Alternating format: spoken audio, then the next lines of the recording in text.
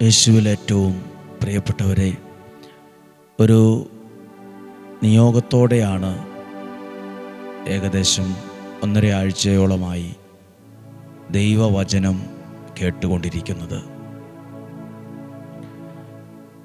പ്രത്യേകമായി മദ്യത്തിനും മയക്കുമരുന്നിനും ലഹരിക്കും അടിമപ്പെട്ടു പോയ വ്യക്തികൾ അവർ തിരിച്ചു വരണം, അവരുടെ ജീവിതത്തിൽ ഒരു മാറ്റം ഉണ്ടാകണം എന്ന് ആഗ്രഹിച്ച് പ്രാർത്ഥിക്കുന്ന, ഒരു മനസ്സായി ഒരുപാട് പേർ ഒരുമിച്ച് പ്രാർത്ഥിക്കുന്ന ദിവസങ്ങളാണിത്.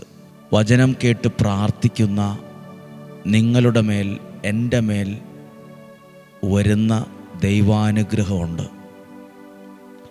നമ്മൾ എന്തിനോട് ചേർന്നിരിക്കുന്നോ ആ നന്മയും ഐശ്വര്യവും അനുഗ്രഹവും നമ്മളിൽ വരും.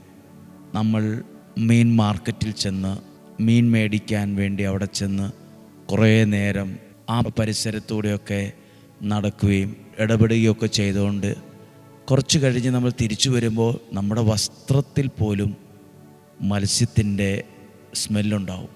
ഇതേപോലെ തന്നെ സ്പ്രേ ഒക്കെ വിൽക്കുന്ന ഒരു ഷോപ്പിൽ ചെന്ന് നമ്മൾ കുറച്ച് നേരം അവിടെ ഇരുന്ന് ചിലവഴിച്ച് പല സ്പ്രേകളുടെയും സ്മെല്ലൊക്കെ ഒന്ന് പരിശോധിച്ച് കുറച്ച് നേരം അവിടെ ചിലവഴിച്ച് നമ്മൾ അവിടെ നിന്ന് ഇറങ്ങുമ്പോൾ നമ്മുടെ ശരീരത്ത് ആ ഒരു സ്പ്രേയുടെ ചില നല്ല ഗന്ധങ്ങളുണ്ടാവും. അതുകൊണ്ടൊക്കെ തന്നെയാണ് പഴയകാല ആളുകൾ പറഞ്ഞു വെച്ചത്, മുല്ലപ്പൂമ്പൊടി ഏറ്റുകിടക്കും കല്ലിനും ഉണ്ടാകും സൗന്ദര്യമെന്ന്. ഇതുപോലെ നമ്മൾ ഓരോരുത്തരും ദൈവത്തോടും ദൈവവചനത്തോടും ഇങ്ങനെ ചേർന്ന് നിൽക്കുമ്പം, ദിവസവും അത് കേൾക്കുമ്പം, അത് ചിന്തിക്കുമ്പം, ആ വചനം ധ്യാനിക്കുമ്പോൾ ആ വചനത്തിനകത്തുള്ള നന്മയും അനുഗ്രഹവും ഐശ്വര്യവും നമ്മളിലും തന്നെ വരാൻ തുടങ്ങും. അത് നമ്മുടെ ജീവിതത്തോട്, നമ്മുടെ വീടിനോട്, തലമുറകളോട് ആ വചനത്തിൻ്റെ നന്മകൾ, അനുഗ്രഹങ്ങൾ ചേർന്ന് വന്നോളൂ. അപ്പോൾ ഈ വചനം ഒരു സമ്പത്താണ്. ഇത് ധ്യാനിക്കുന്നത് ഒരു അനുഗ്രഹമാണ്. ഓരോ ദിവസവും വചനം കേൾക്കുമ്പം ആ ദിവസത്തിൻ്റെ എല്ലാ പ്രവർത്തനങ്ങളെയും ദൈവത്തിൻ്റെ കരങ്ങളിൽ ഏൽപ്പിച്ചു കൊടുത്ത് വചനം കേട്ട് പ്രാർത്ഥിക്കണം. അപ്പോൾ അത് അനുഗ്രഹമായി മാറിക്കൊള്ളും. ദൈവത്തിൻ്റെ വചനം കേട്ട് അനുസരിച്ച് ആ വിധത്തിലാണ് നമ്മുടെ ജീവിതം സെറ്റ് ചെയ്യുന്നതെങ്കിൽ നമ്മളെ ദൈവം എന്തു പ്രതിസന്ധികളുടെ മുമ്പിലാണ് ഇന്നുള്ളതെങ്കിലും അതിനപ്പുറത്തൊരു ഐശ്വര്യകാലം തന്നിരിക്കും. എന്തു പ്രശ്നങ്ങൾ ഇപ്പോൾ ഉണ്ടെങ്കിലും അത് മറികടന്ന് അതിനപ്പുറത്ത് സുരക്ഷിതമായിരിക്കും. ഞാൻ ആ വാക്യം വായിക്കാം. ഉൽപ്പത്തി പുസ്തകം 6-ാം അധ്യായം 13-ാമത്തെ വാക്യം ഞാൻ വായിക്കുകയാണ്. ദൈവം നോഹയോട് അരുളി ചെയ്തു, ജീവജാലങ്ങളെ എല്ലാം നശിപ്പിക്കാൻ ഞാൻ നിശ്ചയിച്ചിരിക്കുന്നു. അവർ മൂലം ലോകം അധർമ്മം കൊണ്ട് നിറഞ്ഞിരിക്കുന്നു. 14-ാമത്തെ വാക്യം, ഗോഫേർ മരം കൊണ്ട് നീ ഒരു പെട്ടകമുണ്ടാക്കുക, അതിൽ മുറികൾ തിരിക്കുക, അതിൻ്റെ അകത്തും പുറത്തും കീലു തേയ്ക്കണം. ഇങ്ങനെയാണ് അതുണ്ടാക്കേണ്ടത്. ഇതെല്ലാം ദൈവം നോഹയോട് പറഞ്ഞു. 22-ാമത്തെ വാക്യം, ഇതെല്ലാം കേട്ടപ്പം നോഹ അതനുസരിച്ച് ചുവടുകൾ വയ്ക്കുന്ന കാണാൻ പറ്റും. ആ വചനം അനുസരിച്ച്, അത് ചിന്തിച്ച് അതനുസരിച്ച് ജീവിതത്തെ ക്രമീകരിക്കുന്നത് കാണാൻ പറ്റും. 22-ാമത്തെ വാക്യം, ദൈവം കൽപ്പിച്ചതുപോലെ തന്നെ നോഹ പ്രവർത്തിച്ചു. വീണ്ടും 7-ാം അധ്യായം 5-ാമത്തെ വാക്യം, കർത്താവ് കൽപ്പിച്ചതെല്ലാം നോഹ ചെയ്തു. ഇവിടെ നോഹ അനുസരിച്ചത് എന്താ? ദൈവത്തിൻ്റെ വാക്ക്, ദൈവത്തിൻ്റെ വചനം അനുസരിച്ചു. പിന്നീട് വന്നത് ജലപ്രളയമാണ്, പ്രശ്നങ്ങളാണ്, പ്രതിസന്ധികളാണ്, എല്ലാം വന്നു. പക്ഷേ 8-ാം അധ്യായം 4-ാമത്തെ വാക്യം വായിച്ചേ. 7-ാം മാസം 17-ാം ദിവസം പെട്ടകം അറാറത്ത് പർവ്വതത്തിൽ ഉറച്ചു. എന്തു പ്രശ്നങ്ങളുണ്ടെങ്കിലും വചനം കേട്ട് ജീവിതം ധ്യാനിക്കുന്ന മുന്നോട്ട് പോകുന്ന ഒരാളാണോ, അതിനപ്പുറത്ത് ഒരറാറത്ത് പർവ്വതം ഉണ്ട്. നിന്നെ അനുഗ്രഹത്തിൽ ഉറപ്പിക്കുന്ന ഒരു സമയമുണ്ട്. ദൈവവചനത്തിൽ മുന്നോട്ട് നീങ്ങുന്നവനെ ദൈവം എവിടെയെങ്കിലും കാറ്റിൽ പറത്തി വിടിയേല, എവിടെയെങ്കിലും തകർന്നു പോകാൻ സമ്മതിക്കുകയില്ല, എവിടെയും വീണു പോകാൻ സമ്മതിക്കില്ല. ആ ജലപ്രളയം ഉണ്ടായി, ഭൂമിയിലുള്ള തല ഉയർത്തി നിന്നതെല്ലാം വെള്ളത്തിൻ്റെ അടിയിലായി, സകലതും നഷ്ടപ്പെട്ടു.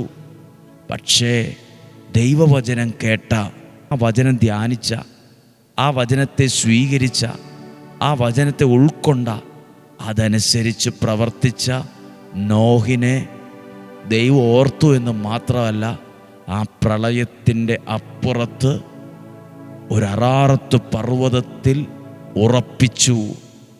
പ്രിയപ്പെട്ടവരെ, ഇന്ന് പ്രശ്നങ്ങളുണ്ടെങ്കിലും അതിനപ്പുറത്തൊരു അറാറത്ത് പർവ്വതം നിനക്കുണ്ട്. ഇന്ന് ചെങ്കടലും മരുഭൂമിയാണ് മുമ്പിലെങ്കിൽ അതിനപ്പുറത്ത് ദൈവം ഒരുക്കിയ ഒരു കാനാൻ ദേശം നിനക്കുണ്ട്. ദൈവത്തിൻ്റെ വാക്ക് കേൾക്കുന്നവർക്ക് ദൈവം ഒരുക്കി വച്ചിരിക്കുന്ന അറാറത്ത് പർവ്വതമുണ്ട്, ദൈവം ഒരുക്കി വച്ചിരിക്കുന്ന കാനാൻ ദേശമുണ്ട്. എനിക്കെന്താ ഈ പ്രശ്നം? എനിക്ക് മാത്രം എന്തുകൊണ്ടാണ് പ്രശ്നം? എൻ്റെ ജീവിതം എന്തുകൊണ്ടാണ് ഇങ്ങനെയായി? എൻ്റെ കാര്യങ്ങൾ എന്താ ഇത്രയൊക്കെ പ്രാർത്ഥിച്ചിട്ട് ഇങ്ങനെ കിടക്കുന്നത്? എൻ്റെ ലൈഫ് പോയല്ലോ, എൻ്റെ ഭാവി ഇങ്ങനെ ആയിപ്പോയല്ലോ, ഞാൻ പെരുവഴിയിലായല്ലോ. ഇന്ന് അങ്ങനെയൊക്കെ തോന്നുമെങ്കിലും, അങ്ങനെയൊക്കെയുള്ള ചില മനോദുഃഖങ്ങൾ നിങ്ങളെ അലട്ടിയാൽ പോലും സത്യസന്ധമായി വിശ്വസിച്ച് ഇന്ന് നിങ്ങളോട് പറയുവാണ്, പ്രളയം ഉണ്ടാകാം, പ്രതിസന്ധികളുണ്ടാകാം, വലിയ നഷ്ടങ്ങളുണ്ടായതുപോലെ തോന്നാം, മരുഭൂമിയായിരിക്കാം ജീവിതത്തിൽ വെളിപ്പെട്ടത്, ചെങ്കടലായിരിക്കാം. അതിനപ്പുറത്ത് ഇപ്പോൾ അനുഭവിക്കുന്ന മരുഭൂമിക്കപ്പുറത്ത്, ഇപ്പോൾ അനുഭവിക്കുന്ന ആ ചെങ്കടലെന്ന വലിയ പ്രശ്നത്തിൻ്റെ അപ്പുറത്ത് ദൈവം നിനക്ക് വേണ്ടി ഒരുക്കിയിട്ടുള്ള ഒരു കാനാൻ ദേശമുണ്ട്. നോഹയുടെ സ്ഥാനത്ത് നിന്ന് പറഞ്ഞാൽ ഇന്ന് പ്രശ്നമുണ്ട്, കളിയാക്കലുണ്ട്, നഷ്ടമുണ്ട്. പക്ഷെ അതിനപ്പുറത്ത് ഒരറാറത്ത് പർവ്വതത്തിൽ ഉറപ്പിക്കുന്ന ഒരു അനുഭവം ഉണ്ടാവും. നിൻ്റെ ജീവിതത്തിലുമുണ്ട്, നമ്മുടെ ജീവിതത്തിലുമുണ്ട്. ഈ പ്രശ്നങ്ങളുടെയും പ്രതിസന്ധികളുടെയും അപ്പുറത്തൊരു അറാറത്ത് പർവ്വതം, അപ്പുറത്തൊരു കാനാൻ ദേശം. ഇവിടം കൊണ്ട് തീരുവല്ല. എൻ്റെ ദൈവം എന്നെ അനുഗ്രഹിക്കുമെന്നും എനിക്ക് നന്മ വരുമെന്നും ഞാൻ വിശ്വസിക്കുന്നു. ഒന്ന് പറഞ്ഞേ, ഒന്ന് പ്രാർത്ഥിച്ചേ. ഇപ്പോൾ നിങ്ങൾ വീട്ടിലായിരിക്കും, മുറിയിലായിരിക്കും, യാത്രയിലായിരിക്കും, എല്ലാവരും വിശ്വസിച്ച് പറയാം, എൻ്റെ ദൈവം എന്നെ അനുഗ്രഹിക്കുമെന്നും എനിക്ക് നന്മ വരുമെന്നും ഞാൻ വിശ്വസിക്കുന്നു. ഇന്ന് വചനം കേൾക്കുമ്പോൾ അതാണ്, എനിക്ക് എൻ്റെ ദൈവം എന്നെ അനുഗ്രഹിക്കുമെന്നും എൻ്റെ കുടുംബത്തെ അനുഗ്രഹിക്കുമെന്നും എൻ്റെ പിള്ളേരെ അനുഗ്രഹിക്കുമെന്നും എൻ്റെ ശുശ്രൂഷയെ അനുഗ്രഹിക്കുമെന്നും എൻ്റെ ആരോഗ്യത്തെ അനുഗ്രഹിക്കുമെന്നും ഞാൻ ചെയ്യുന്ന പ്രവർത്തനങ്ങളെ, എൻ്റെ വരുമാന മാർഗങ്ങളെ എൻ്റെ ദൈവം അനുഗ്രഹിക്കുമെന്നും എനിക്ക് നന്മ വരുമെന്നും ഞാൻ ഇപ്പോൾ വിശ്വസിക്കുന്നു. ആരും വിചാരിച്ചില്ല ഈ പ്രശ്നങ്ങളുടെ അപ്പുറത്തൊരു അറാർത്ത് പർവ്വതമുണ്ടെന്ന്. ആരും വിചാരിച്ചില്ല ഈ ചെങ്കടലിൻ്റെയും മരുഭൂമിയുടെയും അപ്പുറത്ത് ഒരു കാനാൻ ദേശമുണ്ടെന്ന്. എന്നാൽ അവിടേക്ക് നിന്നെ എത്തിക്കാനുള്ള ഒരു ദൈവ പദ്ധതി നിൻ്റെ മേലുണ്ട്. ദൈവം അനുഗ്രഹിച്ച അറാറത്ത് പർവ്വതം പോലെ, ദൈവം അനുഗ്രഹിച്ച കാനാൻ ദേശം പോലെ ഒരു നന്മയുള്ള ഒരു കാര്യം ദൈവം നിൻ്റെ ജീവിതത്തിലും എൻ്റെ ജീവിതത്തിലും അനുഗ്രഹിച്ച് തന്നിട്ടുണ്ട്.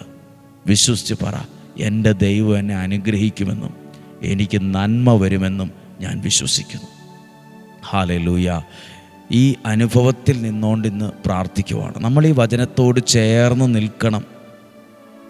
ചേർന്ന് നിൽക്കുന്നത് ആ വചനത്തിൻ്റെ നന്മ, ഐശ്വര്യം, ആ സൗഖ്യം നമ്മളിലും വരാൻ തുടങ്ങും. നമുക്കത് അനുഗ്രഹമായിട്ട് മാറും. നമ്മുടെ കർത്താവ് ഈശോ മിശിഹായുടെ കൃപയും പിതാവായ ദൈവത്തിൻ്റെ സ്നേഹവും പരിശുദ്ധാത്മാവിൻ്റെ സഹവാസവും നിങ്ങളോടുകൂടെ ഉണ്ടായിരിക്കട്ടെ. നിങ്ങളുടെ ഭവനത്തിൽ, നിങ്ങളുടെ യാത്രകളിൽ, നിങ്ങളുടെ തീരുമാനങ്ങളിൽ ഉണ്ടായിരിക്കട്ടെ. രോഗങ്ങൾ, അപകടങ്ങൾ, ദുർമരണങ്ങൾ, മൂപ്പെത്താത്ത മരണങ്ങൾ, ചതികളിൽ നിന്നും, എല്ലാത്തരം നിരാശയിൽ നിന്നും, ആത്മഹത്യാ പ്രവണതകളിൽ നിന്നും ഞങ്ങളെ സൂക്ഷിക്കണമേ. ദീർഘായുസ്സും ആരോഗ്യവും സന്തോഷവും സമാധാനവും നിലനിൽക്കുന്ന അനുഗ്രഹവും തന്ന് ഞങ്ങളെ, ഞങ്ങളുടെ കുടുംബത്തെയും തലമുറയെയും എല്ലാം അനുഗ്രഹിക്കണമേ. ഇന്നും ജീവിക്കുന്ന യേശുവിൻ നാമത്തിൽ നിങ്ങളെ അനുഗ്രഹിച്ചു പ്രാർത്ഥിക്കുന്നു, ഇപ്പോഴും എപ്പോഴും എന്നേക്കും. ആമേൻ. പ്രിയപ്പെട്ടവരെ, നമ്മുടെ ഈ ആലയത്തിലുള്ള ശുശ്രൂഷകളൊക്കെ വളരെ അനുഗ്രഹമായിട്ടാണ് പോകുന്നത്. ഒത്തിരി പേർക്ക് ആശ്വാസമായും സൗഖ്യമായും സന്തോഷമായിട്ടൊക്കെ സ്വർഗത്തിലെ ദൈവം മാറ്റുന്നുണ്ട്. നിങ്ങൾ ഞങ്ങൾക്ക് വേണ്ടി പ്രാർത്ഥിക്കണം. ഇനി മുതലുള്ള ദിവസങ്ങളിൽ ഈ ധ്യാന സെൻറ്ററിലെ ഔദ്യോഗിക നമ്പറുകൾ 5 എണ്ണം ഉണ്ട്. ആ 5 എണ്ണത്തിൽ ഏതെങ്കിലും നമ്പറിൽ തിങ്കളാഴ്ച ദിവസം 9 മണിക്ക് മുൻപല്ല, 9 മണിക്ക് ശേഷം വിളിച്ച് ബുക്ക് ചെയ്യുന്ന, കുറച്ചു നേരമേ ബുക്കിംഗ് എടുക്കുകയുള്ളൂ. കാരണം അതിനു മുമ്പ് തന്നെ ഓരോ ആഴ്ചയിലെയും ധ്യാന ബുക്കിംഗ് കഴിയും. അപ്പോൾ ആ നമ്പറിൽ വിളിച്ച് ബുക്ക് ചെയ്യുന്നവർക്ക് മാത്രമേ ഈ ആലയത്തിൽ താമസ സൗകര്യം ഉണ്ടാവുകയുള്ളൂ. കാരണം അതിനുള്ള സൗകര്യങ്ങളും സാഹചര്യങ്ങളേ ഉള്ളൂ. ഇനി വെള്ളിയാഴ്ച ദിവസത്തെ പ്രാർത്ഥനകളിൽ പങ്കെടുക്കാൻ ആഗ്രഹമുള്ള ആർക്കു വേണമെങ്കിലും രാവിലെ എത്തിച്ചേരാവുന്ന രീതിയിൽ ഇവിടെ വരാവുന്നതാണ്. ശുശ്രൂഷകളിലൊക്കെ പ്രാർത്ഥനയോടെ പങ്കെടുക്കാവുന്നതുമാണ്. ദൈവം നിങ്ങളെ അനുഗ്രഹിക്കട്ടെ. ഈ ശനി ഞായർ തിങ്കൾ, ഈ വരുന്ന ശനി ഞായർ തിങ്കൾ ദിവസങ്ങളിൽ ബാംഗ്ലൂർ RRC റിന്യൂവൽ റിട്രീറ്റ് സെൻറ്ററിൽ നിയോഗ പ്രാർത്ഥന ബൈബിൾ കൺവെൻഷൻ നടക്കുവാണ്. വൈകുന്നേരം 5 മണി മുതൽ 8:30 വരെ.